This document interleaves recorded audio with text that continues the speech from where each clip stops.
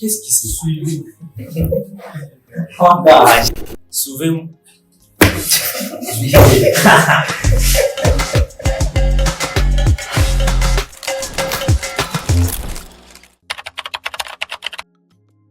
bonjour, je m'appelle Jacob Limbi, je suis directeur général de Multivers Technologies. Multivers Technologies est une entreprise de développement de logiciels informatiques et de commercialisation des solutions informatiques. Nous sommes basés à Kinshasa avec une représentation aux États-Unis et à Dubaï.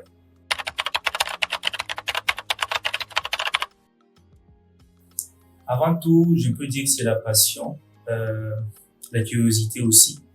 Quand j'étais petit, j'étais ado, j'étais curieux de vouloir devenir hacker. Et donc, je partais fouiller un peu sur les sites sur Internet pour apprendre comment devenir un hacker. Et c'est là qu'on m'a dit que bon, pour devenir un bon hacker, il faut développer, il faut connaître le développement, apprendre le langage de programmation. J'ai commencé à apprendre, mais vu que mon niveau était encore trop bas et les ressources n'étaient pas accessibles facilement à l'époque sur Internet, c'est comme ça que j'avais dû arrêter pour finir d'abord avec mes études secondaires avant de pouvoir aller faire l'informatique à l'université.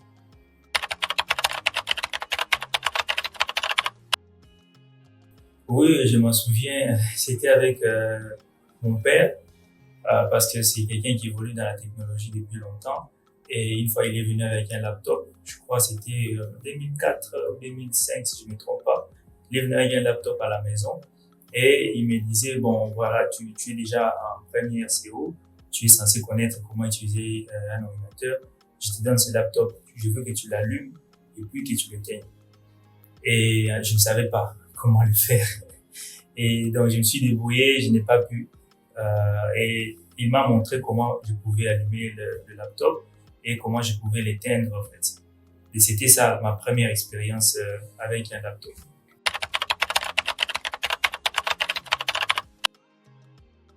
Mon plus grand défi dans ce parcours de l'informatique, c'était de traverser cette étape entre la théorie et la pratique, de ce qu'on apprenait dans les cours d'informatique, dans les programmations et tout ça, et la réalité. La réalité, c'était pas la pratique de coder, donc de ce qu'on vous apprend, vous coder sur une machine, non, mais de transformer cette connaissance-là en quelque chose de palpable que les gens peuvent utiliser.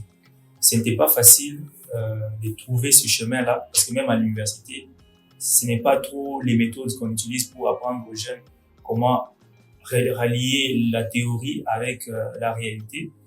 Et j'avais quand même eu la chance, il y avait une entreprise qui avait organisé des ateliers, des formations qui pouvaient aider les étudiants à pratiquer ce qui s'apprenait à l'université dans la vie réelle. Et c'est à ce moment-là, en fait, que j'ai appris à mettre en pratique l'informatique et l'électronique que j'avais appris au secondaire, l'informatique que j'ai appris à l'université. C'est à ce moment-là que j'avais appris comment les mettre ensemble pour créer un petit robot qui pouvait rouler sur des petits roues et suivre une ligne noire sans qu'il n'y ait pas de télécommande. Ça pouvait rouler de soi.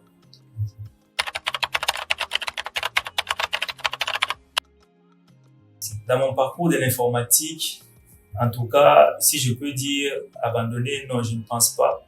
Il y a eu des moments difficiles, des moments où vraiment vous êtes bloqué pendant des jours, ça n'avance pas. Mais abandonner, non. Pourquoi? Parce que je me disais toujours, s'il y a eu des gens qui l'ont fait, moi aussi je dois arriver à le faire. Alors, plus c'était difficile, plus j'en avais encore plus envie de surmonter ce défi-là. J'ai passé des jours, des nuits blanches, je commence à travailler comme ça sur un truc parce que ça n'a rien à voir avec l'école. J'aime juste faire ça, je vais pratiquer, je vais créer, je vais essayer. Je travaillais sur ça toute la journée, toute la nuit jusqu'à ce que le soleil se lève. Donc, mes amis partent dormir, ils se réveillent, ils me trouvent, je suis toujours là en train d'essayer. Donc, je n'abandonnais pas. Pour ce qui est de l'informatique, en tout cas, c'était tellement une passion pour moi que, à chaque fois qu'il y avait des difficultés, je voulais toujours les surmonter.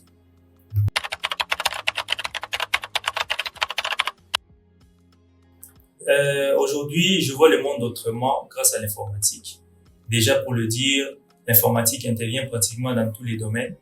Et donc, étant informaticien aujourd'hui, j'apprends un peu de ce qui est du domaine juridique, j'apprends un peu de ce qui est domaine médical, j'apprends de ce qui est domaine assurance, j'apprends pratiquement de tous les domaines. Pourquoi? Parce que quand je vais aller proposer une solution informatique à une entreprise qui est, par exemple, un cabinet d'avocats, je suis obligé de connaître comment ils fonctionnent, comment ils enregistrent les dossiers, comment ils traitent les dossiers, comment ils clôturent leurs dossiers. Même si je ne vais pas dans les détails, mais j'apprends quand même de ces domaines. Et c'est pareil avec tous les domaines partout où on passe, l'administration, etc. On apprend toujours. Donc l'informatique aujourd'hui a changé ma façon de voir le monde. Et grâce au fait que avec l'informatique, on est poussé à apprendre plus, à aller dans des grandes conférences comme des conférences organisées par Google, Microsoft. On sort un peu de notre confort, on va apprendre de nouvelles choses et après, on devient maintenant expert. On a des compétences qu'on peut mettre aussi au service des autres.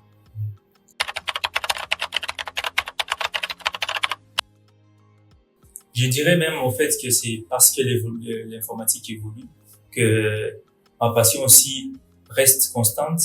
Elle évolue aussi, si je peux dire ça comme ça, parce qu'on est obligé de nous mettre à jour. On est obligé de nous rassurer que ce que nous connaissons aujourd'hui va être utile pour ceux qui sont en face de nous.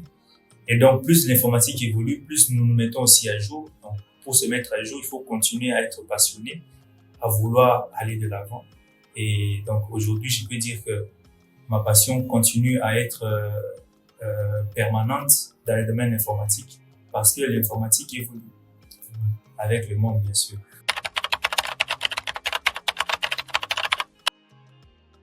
Ce qui est vrai, aujourd'hui, mon métier d'informaticien, sur ma vie personnelle, je pourrais dire qu'elle a contribué à beaucoup de choses parce qu'avec tous les challenges que nous avons rencontrés dans notre parcours, donc tous les challenges que j'ai rencontrés dans mon parcours étant qu'informaticien, m'a forgé, m'a appris à comment mieux m'organiser, à comment surmonter les challenges, donc surmonter les difficultés. Et aujourd'hui, je suis un homme, je peux dire, meilleur qu'il y a 10 ans grâce à ce métier. Et ça nous apprend à briser les barrières, à aller vers des clients, même quand vous imaginez que c'est pas des clients de votre niveau, de votre taille, mais vous devez y aller parce que vous avez une solution qu'eux, ils ont besoin. Donc, ça vous pousse à vous surpasser. Ce côté-là a eu un grand impact dans ma vie personnelle. Sur le point de vue relation, aujourd'hui, je peux dire, grâce à l'informatique, je suis aussi une solution pour mes proches. Donc, quand ils ont des difficultés, quand ils ont des besoins en termes d'informatique, je donne un exemple banal. Vous pouvez avoir besoin d'informatiser votre maison, de contrôler votre maison avec votre voix. Vous pouvez dire à la lampe de s'éteindre, d'allumer la télévision. Ça, je l'ai déjà fait chez moi. Et donc, aujourd'hui, si un proche a besoin de faire la même chose chez lui, quand il me contacte, je suis une solution pour lui. Donc, pour mes proches, je peux dire, grâce à mon métier aujourd'hui, je peux apporter un plus.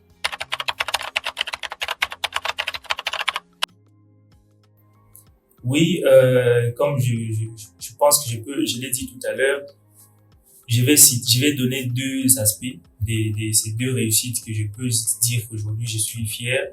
La première, c'est étant un jeune étudiant qui grandissait avec sa passion, qui s'est retrouvé quelque part coincé entre la théorie et la réalité.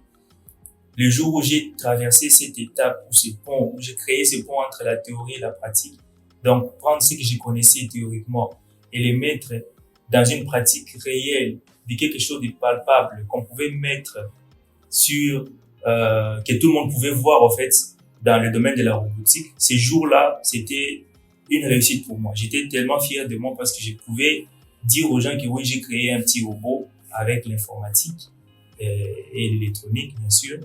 Et donc ça, c'était déjà quelque chose qui m'avait démarqué de mes amis étudiants à cette époque-là. J'étais déjà démarqué par rapport à eux parce que j'avais appris quelque chose de différent qu'eux, ils avaient pas.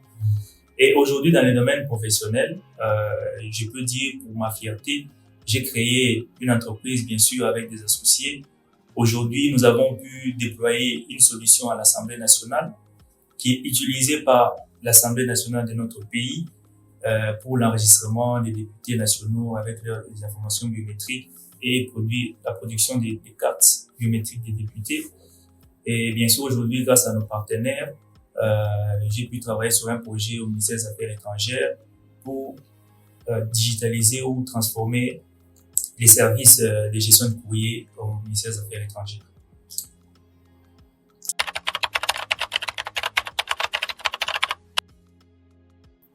Pour équilibrer, ça je pense que c'est presque dans tous les domaines, il faut d'abord rester humain avant tout. C'est-à-dire tout ce que vous voulez proposer, vous n'allez pas proposer des choses qui vont mettre la vie des autres en danger. Donc, pour rester équilibré, il faut vous dire, bon, je veux apporter une solution, je suis dans un domaine utile qui est par exemple l'informatique. Il faut que je sois orienté vers des solutions qui rendent la vie des autres meilleure, qui rendent la vie des autres plus souple. Et donc, dans ce souci-là, pour équilibrer cela, je peux donner un exemple. Une entreprise qui a besoin de digitaliser sa gestion, de sorte qu'ils puissent plus perdre l'argent, qu'il n'y ait plus de fraude, et qu'ils puissent arriver à mieux gérer leurs ressources humaines et tout. À cette entreprise, quand j'apporte une solution informatique, je reste humain dans le sens que ça vient apporter une solution à leurs besoins pour qu'ils puissent améliorer leur performance et devenir une entreprise meilleure qu'hier. Donc, pour rester équilibré entre l'informatique et l'humanité, donc être humain, il faut proposer des solutions qui vont rendre la vie des autres meilleure.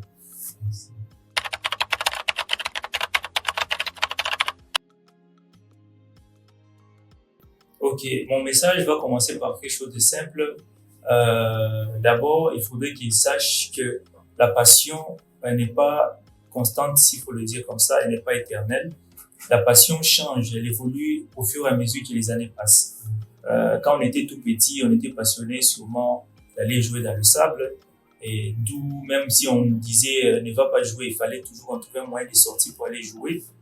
Et puis après, quand on a grandi, on s'est dit non, maintenant on devient passionné des vélos. Après, plus on grandit, on dit bon, maintenant on devient passionné de la technologie, par exemple. Et donc, ça change au fur et à mesure que les années passent. Donc, si aujourd'hui vous êtes passionné par l'informatique, ça ne suffit pas. Pour que vous puissiez y arriver, le conseil que je peux vous dire, c'est de trouver votre raison d'être. Votre raison d'être dans ce monde. C'est-à-dire, aujourd'hui, vous dites, pourquoi est-ce que je suis là? Qu'est-ce que je peux apporter dans ce monde? Le jour que vous allez découvrir cette raison d'être, ça va aider à vous trouver même votre chemin et ça va même orienter vos décisions. Je donne un exemple. Moi, ma raison d'être, c'était d'apporter des solutions à mes proches, peu importe les domaines. Et avec le temps, je me suis rendu compte que avant, j'étais passionné de l'électronique, je voulais créer des robots. Plus tard, je suis devenu passionné de l'informatique. Après, j'étais passionné de la musique, j'ai joué au piano, j'ai beaucoup appris à jouer au piano. Et donc, aujourd'hui, avec ce que je connais, je peux être une solution à mes proches. Quand quelqu'un a besoin d'être accompagné, par exemple, sur un projet informatique, je mets mes compétences à sa disposition pour qu'il puisse atteindre ses objectifs. Et je me dis, quand j'arrive à le faire, je me sens bien, je me sens accompli, je me sens complet. Je sens comme si je suis arrivé là où je devais arriver. C'est ça qui me pousse au fait à continuer chaque jour. Parce que je sais que je peux apporter une solution à mes proches avec ma passion. Mais mon but, c'est d'apporter une solution. Dans l'entreprise, dans notre pays, avec la conjoncture de notre pays, avec le travail qui est difficile, je me dis, non, je vais créer une entreprise. Je vais chercher des gens avec qui je vais m'associer pour qu'on crée une entreprise qui peut créer de l'emploi, de sorte que je puisse aussi contribuer au développement de notre pays. Donc, pour moi, ce qui me pousse, c'est apporter des solutions aux autres. Et donc, ce que je peux donner comme conseil aux jeunes, c'est de trouver d'abord votre raison d'être.